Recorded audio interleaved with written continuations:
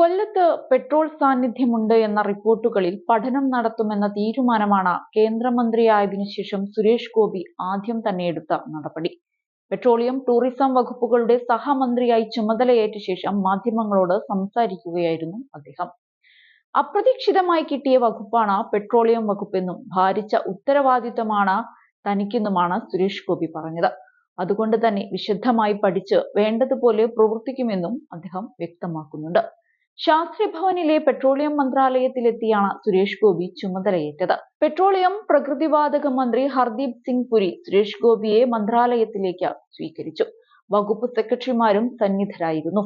തുടർന്ന് സുരേഷ് ഗോപി മാധ്യമങ്ങളോട് പ്രതികരിച്ചത് ഇങ്ങനെയാണ്: തീർത്തും പുതിയ സംരംഭമാണിത്.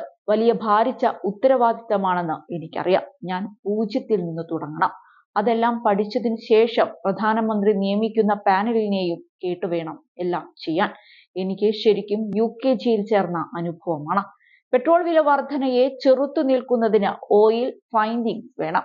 നമ്മുടെ കാവേരി ബേസ് പോലെ കൊല്ലത്ത് അങ്ങനെയൊരു പോസിബിലിറ്റി ഉണ്ട് എന്ന് ഊഹാപോഹങ്ങൾ കേൾക്കുന്നു. കേരളത്തിൽ നിന്ന് ഒരു മലയാളി മന്ത്രി ഈ മുറിയിൽ ഇരിക്കുന്നത് കൊണ്ട് അതിന്റെ സത്യസന്ധമായ അന്വേഷണം നടത്താനും ഫലവത്തായ ഇംപ്ലിമെന്റേഷനും വേണ്ടി പ്രവർത്തിക്കാൻ സാധിക്കും. കേരളം ഇന്ത്യൻ ടൂറിസത്തിന്റെ പ്രൈം ഡെസ്റ്റിനേഷനാണ് എന്ന് പ്രീപോൾ ചർച്ചകളിൽ നിന്നും വ്യക്തമാക്കിയതാണ്. ആ പശ്ചാത്തലത്തിൽ അദ്ദേഹവുമായി ചർച്ച ചെയ്ത് ഭാരതത്തെ ടൂറിസത്തിന്റെ തിലകക്കുറിയാക്കും കേരളം. ടൂറിസത്തിൽ ഇതുവരെ തൊടാത്ത മേഖലകൾ അന്വേഷിക്കുമെന്നും സുരേഷ് ഗോപി എടുത്തു പറഞ്ഞു. അതേസമയം സുരേഷ് ഗോപി ഇന്ന് രാത്രി കോഴിക്കോട്ടെത്തും. തളിക്ഷേത്രം സന്ദർശിക്കുന്ന മന്ത്രി നാളെ രാവിലെ ട്രെയിൻ മാർഗം കണ്ണൂരിലേക്ക് പോകും. പയ്യാമ്പലം ബീച്ചിൽ മരാർജി സ്മൃതി കുടീരത്തിലെത്തി പുഷ്പാർച്ചന നടത്തും. അതിനുശേഷം അന്തരിച്ച CPM നേതാവും മുൻ മുഖ്യമന്ത്രിയുമായ EK നായനാരുടെ വസതിയിലെത്തി അദ്ദേഹത്തിന്റെ ഭാര്യ ശാരദ ടീച്ചറെയും കാണും.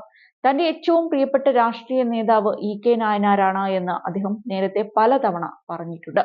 നായനാരുടെ വീട്ടിൽ നിന്നും മടങ്ങിയ ശേഷം കൊട്ടിയൂർ ക്ഷേത്രം സന്ദർശിച്ച് കോഴിക്കോട് തിരിച്ചെത്തും. മറ്റന്നാൾ അദ്ദേഹം തൃശൂരിലേക്ക് തിരിക്കും. സഹമന്ത്രി സ്ഥാനം ലഭിച്ചതിലെ അതൃപ്തിയെ തുടർന്ന് സുരേഷ് ഗോപി കേന്ദ്രമന്ത്രി പദവി ഒഴിഞ്ഞേക്കുമെന്ന തരത്തിലുള്ള വാർത്തകൾ കഴിഞ്ഞ ദിവസവും ഉയർന്നുകേട്ടിരുന്നു. തൃശൂരിൽ മികച്ച വിജയം നേടിയ സുരേഷ് ഗോപി ക്യാബിനറ്റ് പദവി പ്രതീക്ഷിച്ചിരുന്നു. ഇത് ലഭിക്കാത്തതിലെ അതൃപ്തി കാരണം ലഭിച്ച സഹമന്ത്രി പദവി ഉപേക്ഷിക്കുന്നുവെന്നായിരുന്നു പ്രചരണം. എന്നാൽ ഇത്തരം പ്രചരണങ്ങളിൽ അടിസ്ഥാനമില്ലെന്ന് പറഞ്ഞ് സുരേഷ് ഗോപി തന്നെ രംഗത്തു വന്നിരുന്നു. അടുത്ത 3 മാസത്തിനുള്ളിൽ തന്നെ കേരളത്തിന്റെ വികസനത്തിനുള്ള രൂപരേഖ തയ്യാറാക്കുകയും അത് കേന്ദ്ര സർക്കാരിന് നൽകുകയും ചെയ്യും. സിനിമ എന്റെ പാഷനാണ്. പ്രധാനമന്ത്രിക്ക് അതറിയാമെന്നുമാണ് സുരേഷ് ഗോപി കഴിഞ്ഞ ദിവസം പറഞ്ഞത്. ഏതായാലും ദീർഘനാളത്തെ കാത്തിരിപ്പിനൊടുവിൽ സുരേഷ് ഗോപി കേന്ദ്രം കയ്യെത്തിപ്പിടിച്ചിരിക്കുകയാണ്. കേരളം ലക്ഷ്യമാക്കിയുള്ള നരേന്ദ്രമോദി അമിത്ഷാ ദ്വയത്തിന്റെ തുറുപ്പുചീട്ടായിരുന്നു സത്യത്തിൽ സുരേഷ് ഗോപി. കേരളത്തിലെ BJP നേതാക്കളെക്കാൾ നരേന്ദ്രമോദിയോടും അമിത്ഷായോടും അടുപ്പമുള്ള ആളായി സുരേഷ് ഗോപി മാറിയത് വളരെ പെട്ടെന്നായിരുന്നു. തൃശൂരിലെ സുരേഷ് ഗോപിയുടെ ജയം കേരള രാഷ്ട്രീയത്തിലെ തന്നെ 2 അധികായന്മാരെ ബഹുദൂരം പിന്നിലാക്കിയാണ് എന്നതും ശ്രദ്ധേയമാണ്.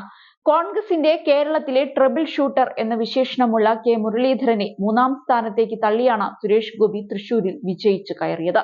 K കരുണാകരൻ എന്ന കേരള രാഷ്ട്രീയത്തിലെ ഭീഷ്മരുടെ മകൻ സ്വന്തം തട്ടകത്തിൽ പരാജയപ്പെടുന്നത് കോൺഗ്രസിന് അത്ര നല്ല സൂചനയല്ല നൽകുന്നത്. തിരഞ്ഞെടുപ്പ് രാഷ്ട്രീയത്തിൽ പലപ്പോഴും കോൺഗ്രസിന്റെ കിങ് മേക്കർ റോൾ വഹിച്ചയാളാണ് K മുരളീധരൻ. 2019 വടകരയിൽ P ജയരാജനെ മുട്ടുകുത്തിച്ചതായിരുന്നു ഇതിൽ അവസാനത്തേത്. മറുവശത്ത് PS സുനിൽകുമാറെങ്കിൽ തൃശൂരിൽ ആരും വിജയിക്കില്ല എന്ന ഇടത് ക്യാമ്പിന്റെ അവകാശവാദത്തെയും നിഷ്പ്രഭമാക്കിയാണ് സുരേഷ് ഗോപി കടന്നുവന്നത്. ഏതായാലും മോദി സുരേഷ് ഗോപി കൂട്ടുകെട്ട് കേരളത്തിൽ താളം തെറ്റിച്ചത് അത്ഭുതം തന്നെയാണ്.